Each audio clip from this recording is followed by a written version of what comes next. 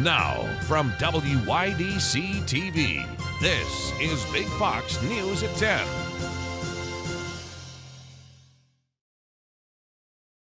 Good evening, I'm Anna Manuel. An organization that helps meet the needs of the senior population in the Southern Tier held a ribbon-cutting ceremony today for its new offices. Our Sonia Ellison was there and tells us about the services offered by Senior Helpers. Senior Helpers in Elmira celebrate their one-year anniversary. The group pairs seniors in need of at-home care with experienced caregivers. And right now, the need has never been greater. We match the caregivers to the clients. We match the caregivers' needs and the client needs, and we find the best match.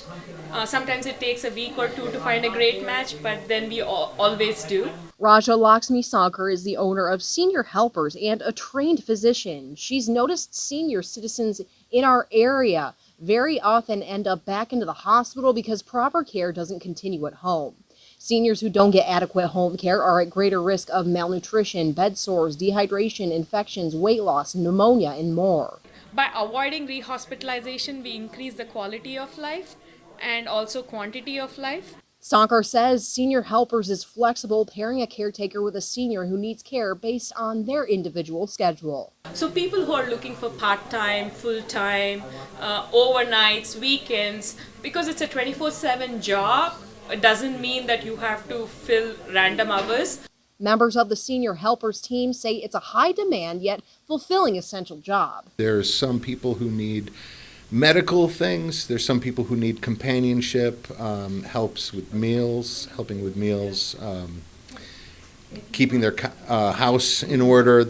Ron Telford has worked for Senior Helpers since its beginning. It's deep, it's deep work, and people are very often, thankful, and it's rewarding and enriching work.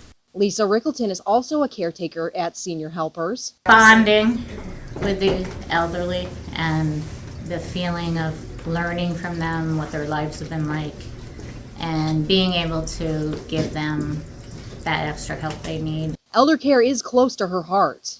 I lost both of my grandparents early and my parents. It's such a passion of mine to be able to have that time. This passion for senior care and wellness is exactly the mission Raj had in mind when she founded Elmira Senior Helpers. My vision for the future is all the seniors in the community will be well enough, mentally fit enough, physically fit enough to teach the younger generation, their grandkids, the values and ethics they grew up with. By pairing seniors in need with helpers who care, Raj believes her vision is one that keeps on giving. Sonia Ellison, Big Fox News, Elmira. St. James Hospital in Hornell opened up a new 3,500 square foot primary care suite. The suite has 3 provider offices, 8 exam rooms, 1 treatment room, and 1 nursing station. St. James Primary Care Team has also recently added 3 more providers specializing in internal medicine. Office hours are Monday through Friday, 8 a.m. to 5 p.m. The building project was made possible by a total investment of $1.2 million. Several fire departments and first responders from across Schuyler County showed up this morning to a house fire in the village of Watkins Glen on Lakeview Avenue. The home's exterior was seriously damaged, as well as the interior. The fire's cause currently remains under investigation. Governor Hochul announcing a new state guidance for law enforcement officers responding to domestic incidents. The policy outlines trauma-informed and survivor-centered best practices and procedures for police officers and supervisors to follow. The model is meant to promote safety for officers and victims while connecting them to services and support. Hochul says she's secured $1 million into further expansion of New York's red flag law. Dozens of federal and state police are searching for a person of interest in a deadly mass shooting in Maine. This as witnesses describe the terrifying scene that unfolded.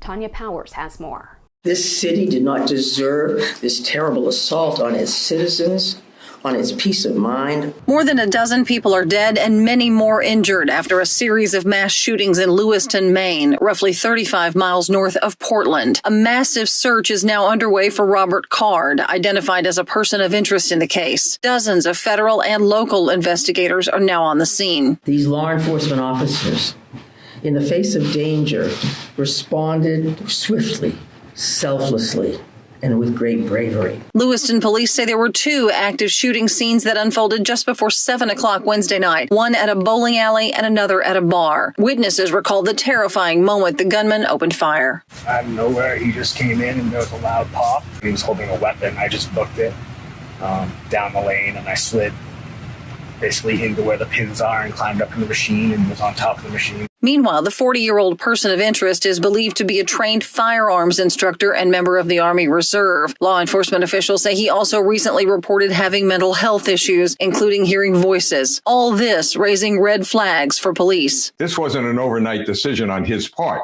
This was a planned operation, and part of that planning was to get out of there as soon as he could. As the investigation continues, schools in Lewiston are closed on Thursday. Tanya J. Powers, Fox News. Israeli forces launched a ground raid into northern Gaza to prepare the battlefield ahead of an all-out offensive. Brian Yennis has more from Jerusalem. Israel stages a raid in Gaza ahead of a ground offensive that's expected to start any day now. After weeks of airstrikes, Israeli forces taking the fight to Hamas on the ground. Troops and tanks entering northern Gaza, fighting terrorists and disabling infrastructure, setting the stage for a full-scale ground offensive in the coming days. And Israeli officials say this time they'll end the Hamas threat no matter how long it takes. This maneuver is only one stage in a long-term process that includes security, political, and social aspects that will take years. Inside the Gaza Strip, the situation is becoming more dire. Millions are without food, water, or medicine as the airstrikes intensify, with many claiming Israel is hitting civilian targets. We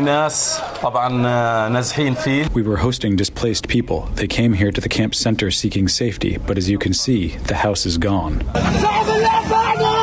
Meanwhile, efforts to free hundreds of hostages in Gaza are accelerating. While the U.S. works with regional allies on a diplomatic approach, families of the hostages gathered with faith leaders here in Jerusalem for a global day of prayer hosted by the Jewish nonprofit Aish, praying for their loved ones and calling on the Israeli government to make their safe return a top priority.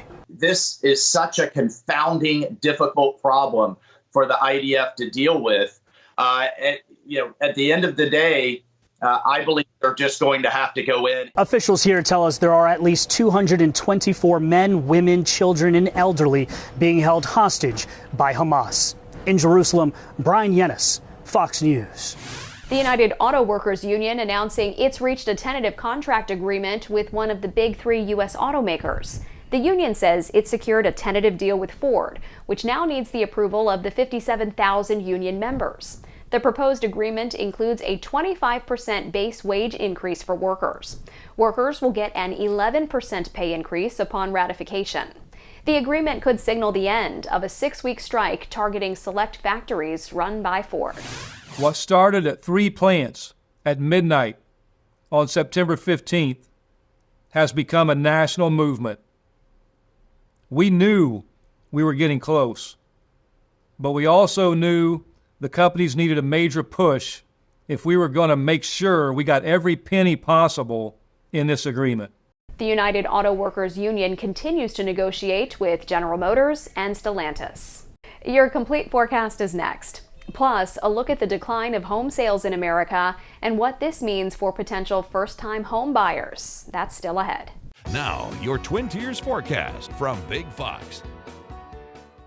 Well, the fall season is all about that big switch from those summer conditions to those cold winter days. But we see that within the fall months, we can have these large swings. And we even see one of those swings from 50 degrees on Sunday to 73 degrees yesterday. Today, we were even into those mid to upper 70s, bringing us to even some near records across the area. And we will see another day of this warmth as we even worked in some of that beautiful blue sky. And we'll pair that up with our Friday as we hold on to about 56 degrees overnight, keeping us 20 degrees above normal for even overnight lows with a light southerly wind that gives us another day of sunshine and warm temperatures. And if you are a fan of this, get out and enjoy it because it is short-lived. Now, we may even have Saturday hold on to these conditions. There is a little weak disturbance that may cause for a few morning showers on Saturday, but then this is your last chance to see the potential of a 70-degree high temperature, some areas of sunshine before a bigger change will come on Sunday, as what we will have setting up is to our north, a high pressure system is going to drop towards portions of Lake Ontario. That's going to start to filter in this northeasterly wind across portions of New York. Now, what we have though is that we have this low pressure system moving in from the southwest, pushing this warm, moist air over that cold air, and that creates this cold pool that is going to quickly put us underneath some wet conditions, and the temperatures are going to rapidly drop. So that is what's ahead for the near future. We have that sunshine around and those very warm temperatures for an October and end October forecast. 76 degrees looking to be our high temperature, so pretty copy and paste of what we were seeing for today, or 77 there, keeping us 20 degrees above average for both that high and that low temperature. Now, what we'll continue to watch with this system as well is that winds are light, so outdoor weather is all a-okay. Now, as mentioned, we're going from those mid to upper 70s even for a Friday to then into Saturday, still grasping onto those 70s, but we are going to usher in the chance for some showers, and with some morning cloud cover and some light showers, that does add a little bit more of a challenge for those temperatures to warm. But still, again, comparing these temperatures to those normal highs anywhere from those low to mid 50s, this is still a very pleasant forecast, especially if we can work back into some sunshine around at times, because the bigger switch, as I mentioned, sets up for Sunday, where those winds will quickly switch from southwesterly to more of that northeasterly wind, and then the wind picks up as we head into Monday and Tuesday, and with more of that northwesterly wind Monday and Tuesday, that's what's going to really start to pull those temperatures down. So when those rain showers start to increase across the area, we'll hang on to about 58 degrees, so that's seasonable. But then as the rain showers continue and that cold air filters in, 50s to 40s will be our highs, and the good news is that we could at least maybe see some sunshine for Halloween, but we're going to have to bundle up.